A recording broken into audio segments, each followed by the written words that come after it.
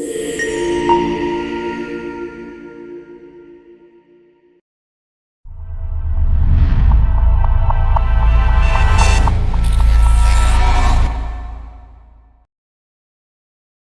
right, go ahead and open your Bibles up to Genesis chapter 7. Genesis chapter 7, and we're going to be looking at verse 15 through 24. We're going to finish up Genesis chapter 7 today. Now, our next lesson, we will start leaving the verse-by-verse format. Right now, we've been going through, we've been hitting verse by verse. We've actually been hitting almost every single word by word in some cases. A little bit of that will be done today. But we're going to try to get chapter 8 completely done next week.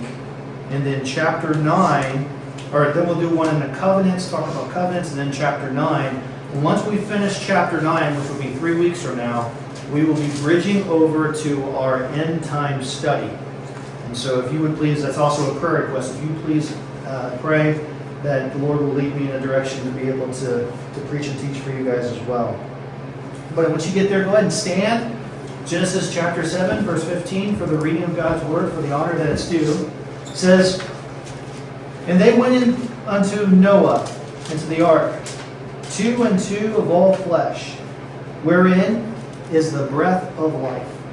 And they that went in male and female of all flesh, as God had commanded him. And the Lord shut him in. And the flood was 40 days upon the earth, and the waters increased and bare up the ark, and it was lift up above the earth. And the waters prevailed and increased greatly upon the earth, and the ark went up the face of the waters, and the waters prevailed exceedingly upon the earth.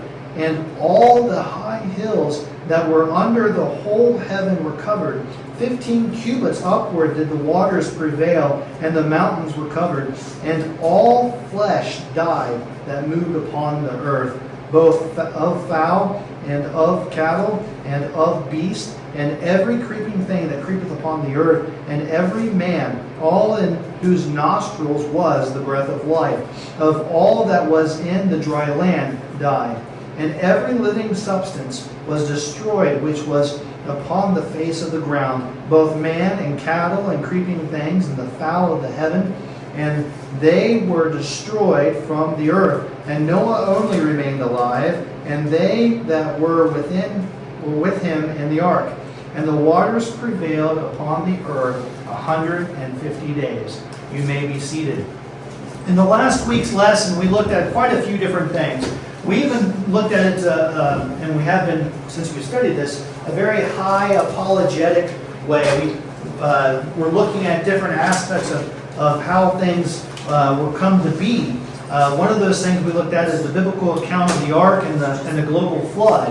We examined the challenges that critics, if you remember, posed regarding the feasibility of bringing every animal on board. We talked about that they come in these cute little small packages, and we call those small packages of animals, what do we call those? Babies. That's right. And so we talked about how they come in small, how the biggest of dinosaurs are actually about this big as a baby. We talked about that. We also talked about responses from those that support this belief. We discussed the instructions given to Noah regarding the animals, including clean and unclean beasts. We discussed how it wasn't just 2 of every animal, it wasn't just 1 male and 1 female, but it was also how many others? Do you remember? 7. 7 what? Pairs of what? Males and females, right?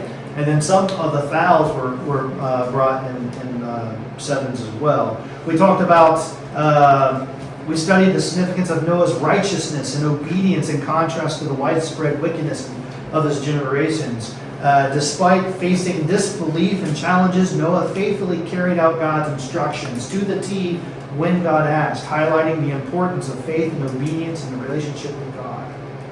Furthermore, we looked into the specifics of when the flood occurred and the sources of water that contributed to it. Do you remember the 2 sources of water? Where did they come from? One came from under the ground, and where did the other one come from? Rained down. But what was above? Do you remember what we called that was above? Firmament. Well, the firmament, yeah, but had another word for it. Rain. Not rain, canopy. So you are right when you say firmament, because the firmament was a canopy. Okay? We're going to talk a little bit more about that today. But so we talked about the two sources of water that contribute to it. From the collapse of the canopy to the breaking open of the fountains of the deep. We also addressed the intriguing questions such as the inclusions of dinosaurs on the ark and the reasons behind their eventual decline. We talked about how dinosaur was a new word that was created in the last few hundred years, but before that they called them dragons, or they called them other things as well, and they were indeed around. Through exploring these topics, we gained a deeper understanding of the biblical account of Noah's Ark and its implications of our understanding of history, of geology, and of the natural world. And today's lesson, we will continue to build upon these insights as we explore further aspects of the monumental event. Now, I have staged this in a way that, believe it or not, it's a very fast lesson. But at the end of it, there is a very large, detailed information about comparing the ark of Jesus Christ. I do not think we'll be able to get all the way through that detailed, so I provided everything in that so that you can look it up later on in case we don't get there. I also, going through this, as I was reading it to you, I noticed a few other things that might not be in our questions that just was illuminated to my mind that we'll cover as well. So have your pen and paper handy. All right, we'll start at verses 15 and 16. It says, "And they went unto Noah into the ark, 2 and 2 of all flesh, wherein the breath of life. And they that went in male and female of all flesh, as God had commanded him.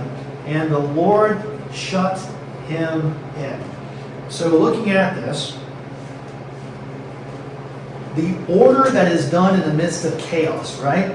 How did God demonstrate his remarkable organization and intervention in the story of Noah's Ark? I'm not talking about the judgment and how things happen there. What I'm specifically talking about is what order did God bring in preparing to bring in the animals into the ark. Let me just give the answer and you'll understand. It's remarkable how God orchestrated the pairing of animals. Think of all the different types of animals there are, right? We know that there are prey out there, and they seek after their food source. We know there's all kinds of different types of animals. We know that you can't put, cats and dogs together generally. And all these animals are not tame animals. We have to remember they are wild. They have the fear of man. Remember during the sin where Adam sinned and God cursed the earth? One of the things that God put in the hearts of animals was the fear of man. And so here we have animals that are decent and organized, being formed in rows of two of all flesh. So male and female side by side, but there's a row of 2 walking up and going into the ark. And so this is an illustration. This is, well, not just an illustration. This is a showing of God's power, his organization, even amongst the creatures, and that it's extraordinary. Now take this for a minute. Picture this.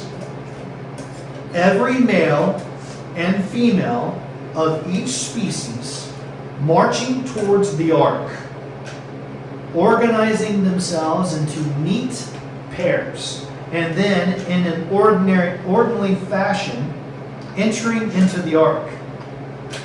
Could you see that? Now don't do the story, the child story of Noah's Ark, where you have a boat that's in the bathtub with the animals and giraffes head sticking outside because it can't fit within. Imagine a humongous ship, and outside of it is a long daisy chain of animals waiting decently to go into the ark. How amazing. That alone, if I was there to see that, and if I was one of the lost people, and seeing animals and that kind of order going into the ark, I would definitely be questioning what is happening. You know? Oh, yeah. That would be a testimony. What's going on here? But the blindness of the people and their sin, right? So who sealed the door of the ark according to the inspired text that we read? And what was it? What is the significance for Noah and his family? God did. Yep, he did. And specifically, if you look at the wording, it says that the Lord shut him in. L-O-R-D, all caps being Yahweh. Okay? So when we look at that, it is interesting because at the time that this happens, okay, you have Noah, his sons, his wife, and his wife's sons all inside the ark. And how the ark is built, it wouldn't be possible for them to close it by themselves. Someone on the outside had to close it. And that's where God, the Lord, shut them in. The terminology, the reason why Lord, this is not Elohim. Do you remember Elohim and who that points to? Elohim, when it says Lord God, it means Elohim, which is God the Father. This is specific with L-O-R-D being Yahweh, which would be more of who? It's more of God the Son. Yep. Before Jesus was born, you know, how as the angel of the Lord and stuff like that, it is more of the God the Son. It also could be interpreted all three at once: the Holy Spirit and and Jesus and the Father all at once. Now picture this scene, right? As the Lord Himself closes the door of the ark, and His divine touch seals the entrance, shielding them not only from the leaking boat, but also from any potential harm or violence that may come from the people once all this starts. Then, with a powerful display of divine power, the heavens burst open, and the earth trembles with quakes after quake. Water surges from the ground and pours from the sky, instilling fear in the hearts and minds of the people that are outside the ark. Amidst the chaos, panic grips those outside the ark, leaving them little time to react before the rushing of the waters claim their lives in God's judgment. See, we often think of, and maybe it's just me, church, but when I first was thinking about the ark and the rain, I just thought rain like we would have, that would build up and you'd have a mighty flood. But we got to remember, the earth quaked and the water surged up, the canopy split open, and the waters of heaven poured down. Okay? Now imagine if we had a big, it'd be silly, but a big pool right here. So this would be a liner, right? And if I poked a few holes in this liner, it's going to be some big amounts of water. And it's going to fall down. And I poke over here and I poke over there. My point I'm trying to illustrate is that me cutting into that canopy in that spot, it's going to take that water down, but it won't be immediately gone. It takes 40 days and 40 nights for that water in a canopy to drain out and come onto the earth. All this sudden rush of water as the fear sets into them, I wonder if they were thinking at the last moment that Noah was right. Let's continue on with our scriptures. Verse 17. It says, "And the flood was 40 days upon the earth. Okay? And the waters increased, and bared up the ark. And it was lifted up above the earth. And the water prevailed, and was increased greatly upon the earth. And the ark went above the face of the waters. And the waters prevailed exceedingly upon the earth. And all the high hills that were under the whole heaven were covered. 15 cubits upward did the waters prevail, and the mountains were covered."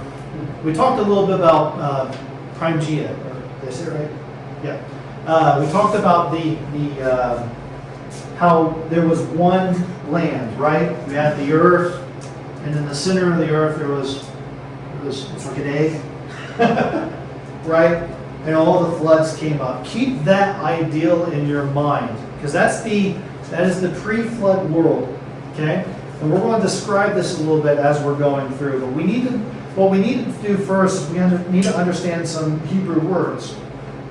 Looking at our paper, it says, as the flood waters surged from above and below for 40 days, rain poured relentlessly upon the earth.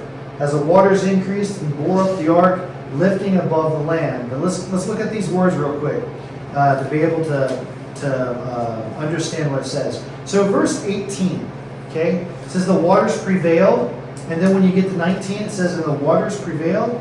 Let me try again. 18 says the waters prevailed and were increased greatly. 19 says and the waters prevailed and exceedingly. Well, number one on our Hebrew word list is prevail. And that Hebrew word is, and it's in front of you, I believe, gavar. Gavar.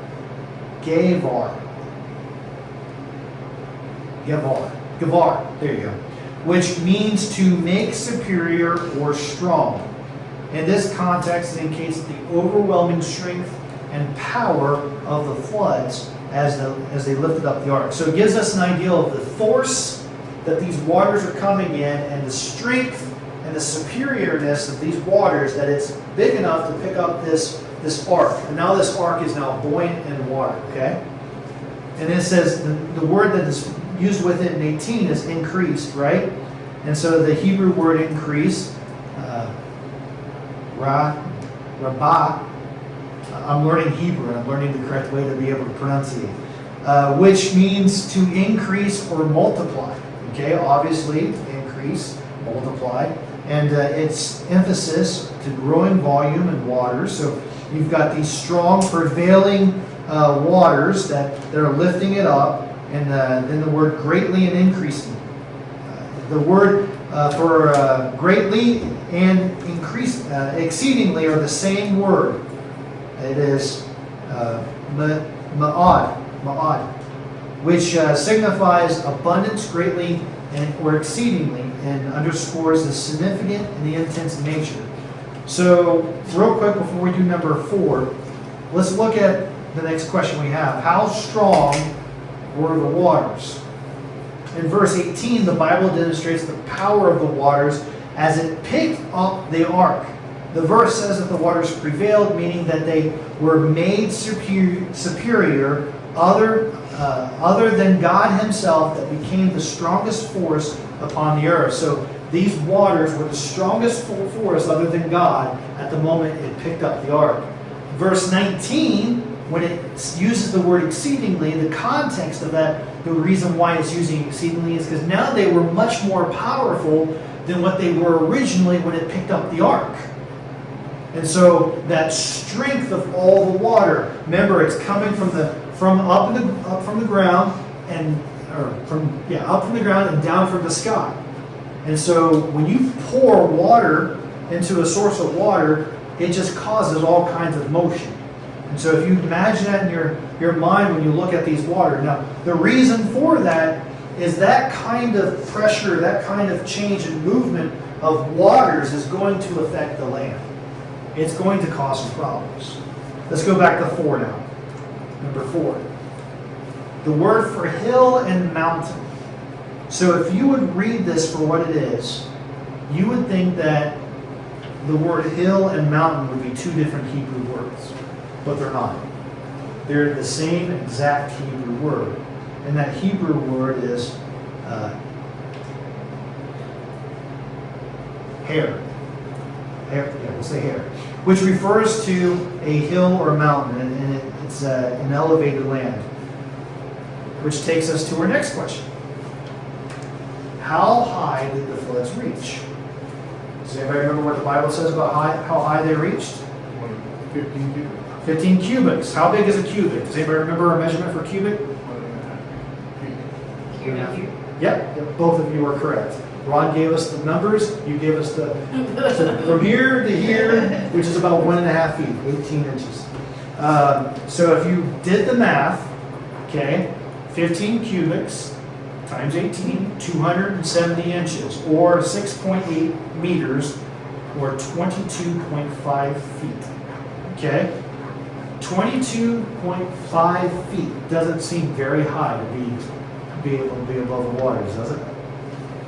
All Or above depends. All depends. Above Everest, I would think. Hold that thought. It is interesting to note, Brother Ron. You keep getting myself ahead. No, you're fine. The word that's being used for high hills and mountains in Hebrew is, there it is, Harim. I knew that was wrong when I looked at it. Harim. I have it wrong in your papers. Harim. They're the same word. And the term includes both hills and mountains, suggesting, this is where it's interesting. It's suggesting that the floodwaters covered and elevated the landforms regardless of their size. And the observation aligns with understanding that the floodwaters reached such heights that even the highest mountains were submerged. Okay? But here's the problem. Okay? The highest mountains were submerged by how many feet? 22.5 feet. Okay? But the word that's used for mountain is the same word that's used for hills. A hill and a mountain for us is vastly different. But for the pre-flood world, guess what? It wasn't. A hill and a mountain would have been about the same. Okay? And so it suggests that mountains on the earth were considerably lower before the flood, suggesting that the landscape underwent significant changes as a result of the flood, with the flood reshaping the landscape and the earth. And this idea is consistent with what we see in our all we have to do is go in our backyard and look at the mountains, right? But you've got things like the Great Canyon. For a long time, they were saying it took millions and millions and millions of years for the Great Canyon to form. But recent studies and recent things, especially through Answers to Genesis, found out that could have happened in one day. It could have happened in a short amount of time, eroding that area away. Not the millions and millions of years, right? And how about those ice caps, right? Where'd they come from? Genesis chapter 7, verses 21 through 23 says, "And all flesh died that moved upon the earth, both of fowl and of cattle and of beast and of every creeping thing that creepeth upon the earth, and every man, all in whose nostrils was the breath of life. And all that was in the dry land died. And every living substance was destroyed, which was upon the face of the ground, both man and cattle and creeping things and the fowl of heaven, and they were destroyed from the earth. And Noah only remained alive, and they that were with him in the ark." So the question we have here is, are we sure that the flood covered the entire world? According to the language used in the Bible, it is clear to describe the scope of the flood's destruction as universal, so yes. It states that all flesh, both human and animal and bird, perished, leaving no survivors on the earth except for those aboard the ark. This indicates that the flood waters covered the entire surface of the earth, leaving no corner untouched by its devastation. Why? How do we know that? I mean, we assume that the world was completely flooded, but what aspect, what is the Bible saying that we know for a fact?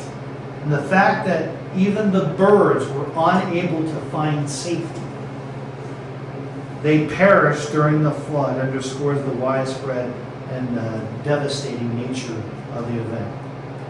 A bird could perch itself anywhere. It could find a branch, it could be on a mountain, it could fly around, and it could possibly, if it was a localized flood, like you hear so much, that it was just in this one region and stuff like that, then the Bible specifically says that everything outside the ark that had the breath that breathed, not fish of course, but had the breath of life, was utterly destroyed. And so the birds, you know, they have nowhere to land. They could land on the ark, but they had no food source either, besides fish. So it underscores the widespread and devastating nature of the event. If the flood was localized, birds and other creatures would have likely have been able to flee to affected regions. However, the biblical narrative makes it clear that there was no escape from the flood, emphasizing its global scale. In addition, the text reinforces the ideal that the flood was not merely a local event, but a catastrophic and global judgment from God. It emphasizes the utter destruction of life on Earth's surface, sparing only Noah, his family, and the creatures sheltered within the ark. Verse 24, and the waters prevailed upon the earth 150 days. You say, well, Pastor, didn't you say last week it was well over 165 days? Well, yes. Yes. What does it mean by the waters prevailed upon the earth for 150 days? This phrase indicates that the flood waters were at their peak and applying that their force for that period of 150 days. So how long did it rain? How long did the waters come? 40 days. How long was how long until the waters reached their peak in strength and ability? 40 days and 49. Not quite. 150 days. 150 days. So that's the significance of the reason why the wording is like that. 40 days it took for all the water to rain down. 150 days it kept on going up and it had pressure. And it finally reached that pinnacle point, and then after 150 days we started reaching that settlement. And now we're starting to settle down. Okay? How would this have changed the planet? How would the earth look different? Well, the volume of water covering the entire planet during the flood would have caused tremendous tidal waves. Could you imagine the whole world flooded and the water that would have been moving because of all the currents that are happening? It would cause tidal waves washing across the earth. The titanic wave would have surged over continents, sweeping away the vegetation, because you got to remember the vegetation is still on the ground underwater, right? Sweeping away the vegetation and anything else in their path. The force of the flood waters would have ripped vegetation from the earth's surface, carrying it along the waters, receding and depositing layers of settlement in various locations. And the process likely contributed to the formation of sediment layers and fossils and beds found in geological different areas around the world. So that's kind of the explanation. Whenever you look at mountains or something like that, it's cut off this side, or how they go off and they say, well, there's these different layers, right? And then the traditional, what we learn in school and everything, talks about that each one of these layers represents a time frame. And this was the Jurassic Age, and this was the blah blah age, all those, because you can find those things. But the thing is, this is settlement. Could you imagine if you had your bathtub and you filled it completely full, and you threw some rocks in there, and then you threw some dirt in there, and then you threw some sand in there, and you stirred it all up, right? You got it moving, and then it was deep enough bathtub that it takes some while. What's the first thing in that bathtub that's going to go straight to the ground? The heaviest, the rocks, followed by maybe the dirt, right? Depending on what type of dirt it is, and then maybe a different type of dirt, and then finally the sand will settle down as it goes down through. Whatever's the densest will fall down first, right? And so as big animals were, okay, because dinosaurs were huge, they would have fell down accordingly as well and settled down into there too. And that would give us the explanation of why they were able to find something in that area as things settled down in between there. Also, you got to remember that the world is still draining. Okay? And even though it comes down and it settles in, doesn't mean that there's not going to be occasional push of water or a wave or some kind of wind moving in that would stir a little bit of this up as well. Okay? So you got to take all of that into account. So going into this, the force of the floodwaters would have ripped all the vegetation off. So what would have been where the vegetation was, it would take all that away. Then it would do something else. So that's where the next question is. Is that how we got coal and oil? Right? All that, imagine all that vegetation and everything being brought into an area. Like the settlement washed over the vegetation during that flood. And the weight of those layers above pressing down on that organic matter, the intensity, that pressure, along with heat and chemical changes, may have transformed that vegetation into coal and oil over time. It is a fascinating thought that God provided these energy sources for future generations. But did you know that they can currently do this? They can create oil out of something. Do you know what they can create oil out of? Anybody? Algae. They can. Yeah, they can take the algae from the ocean. Algae and what do they call that? You wrap your sushi and stuff. Seaweed. You can take algae and seaweed and you can compress them and they can make oil out of that. They've done those things. There's actually a gentleman who has created all these floating devices in the ocean, and he's trying to make oil out of that. And he's also, at the same time he's doing that, he's using the waves to generate energy as well. It's a fascinating study. But that is perhaps how we end up getting coal and oil. Is this how the mountains and canyons were formed? Well, during the flood, the Earth's crust experienced massive upheaval, pushing up continents and creating mountain ranges. And the catastrophic event caused dramatic changes in the Earth's surface. Now, when God created the land, do you remember how He created the land? He created land by asking land to come up out of the water, right? And so it just came straight up out of the water, okay? And so now the water gets to rip through the land, and it's cutting things like these beautiful mountains that we have around here. As a result of these, of the water, the continents flow toward the ocean basins due to the gravity. This shifting water masses unleashed even more powerful hydrological forces, shaping the landscape further. The combination of tectonic activity and the powerful forces of erosion during the flood could have contributed to formation of mountains and canyons as we see them today. So does this explain our current land and water masses? During the flood, massive tectonic forces and powerful hydrological events reshaped the Earth's surfaces. As water covered the land, it softened the Earth's surface, making it more susceptible to erosion and movement. As flood waters rapidly drained away, rivers and valleys were formed, carving out of the land we see today. The geographic and landscape of the Earth were thus reshaped by the catastrophic events of the flood. And so that is how we end up getting some of the things that we have today, that we see today.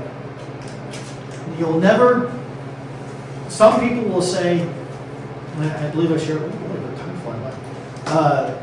some people will say, well, let's go find the Garden of Eden. And they'll say, well, these rivers were here and here and here and here and here. And they'll find where they believe the land is, and they'll look for the four. One of the guys I like a lot, I follow on YouTube, talks about how they found all these rivers. But the problem is this world, what the world looked like before the flood, we don't know. And if we go back and say, well, this is this river before the flood, I highly doubt that, because it changes the landscape altogether. What happened to the earth now that the canopy was gone? Remember, the canopy is gone. The collapse of the canopy drastically changed the Earth's climate system. I was excited to learn this one. I'm going to jump up and down here now. Before the entire planet was likely subtropical. You had this canopy that was up, and it brought like a subtropical area. It was warm, it was nice, it was pleasant because God made it perfect. He made it when He made it paradise, right? And so, however, the canopy now being gone, the polar regions became icy cold, while the equator regions remained consistently hot. The sudden disappearance of the canopy may have exposed, get this, may have exposed the polar regions to the extreme cold of outer space during that time, instantly freezing the polar caps. This could explain the discovery of perfectly preserved tropical creatures like mastodons in the Arctic regions. So all of a sudden, the canopy breaks down and it exposes it for a moment, exposes it to the outer space, the coldest of outer space, that can get unbelievably cold, colder than here in Alberta, that's for sure. And so those got flashed with what we would call the Ice Age. But it wasn't a long period of time, right? I'll hustle up here. Did this also change the weather? This was an interesting finding too. Genesis 8:22, Ron, can you pull that up?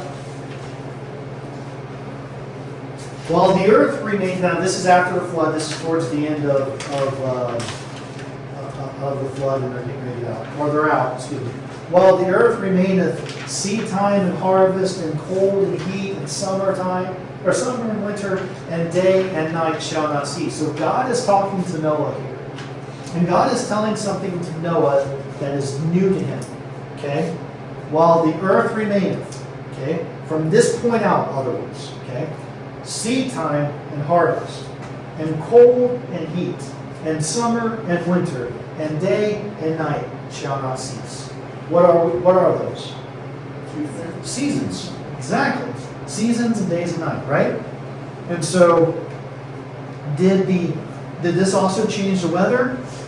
In this verse, God assures Noah that certain cycles and patterns will continue on the earth despite the devastation of the flood. This verse suggests that the flood initiated the seasons of the year, indicating that there was no seasons prior to the flood. Number one, seed time and harvest. The cycling of planting and harvesting crops. Number two, cold and heat. The variation in temperatures indicating different seasons. Summer and winter. Number three, the change in seasons marked by warmer and colder weather. And finally, four, day and night, the alteration between daylight and darkness.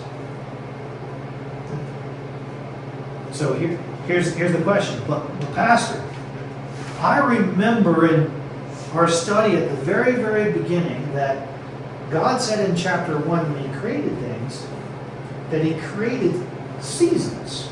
Do you remember that? He specifically says it. Well, Genesis chapter 1, verse 4. God said, "Let there be lights in the firmament of the heaven to divide the day from the night. And let there be 4 signs," not the number, but 4 signs. The lights are going to be 4 signs, and there are also going to be 4 seasons and 4 days and years. This is prophecy. This is not seasons as in weather. This is seasons as in events. You know, each one of us has a season. Each one of us has different seasons in our lives. We often call our jobs that we used to be, our old life, our past life, I used to be, or whatever, like a season. So when it mentions seasons here in Genesis 1:4, it is using the Hebrew word moedim, which can also refer to a point of time, events, or festivals, rather than specific weather seasons. It's not until chapter 8, verse 22, when the word Zeman, Z-E-M-A-N, Zeman, which specifically refers to appointed times and seasons. So this is when we started seeing the 4 seasons. Questions? That was longer than I thought it was going to be. You have this, the Ark and Jesus Christ comparison here. I would go through it. We may go through it next week. It's very interesting. I tell you that the Ark is a type of Christ, meaning its similarities. It can be used as saying in similarities of Christ. Somehow, like those birds that we talked about on, was it Sunday morning? Sunday morning, everything's blurring together. The Sunday morning service being that way. Any questions, comments, concerns? Are we sure? I'll go ahead and get ready to close in prayer if there's not. All right, let's pray. Dear Heavenly Father,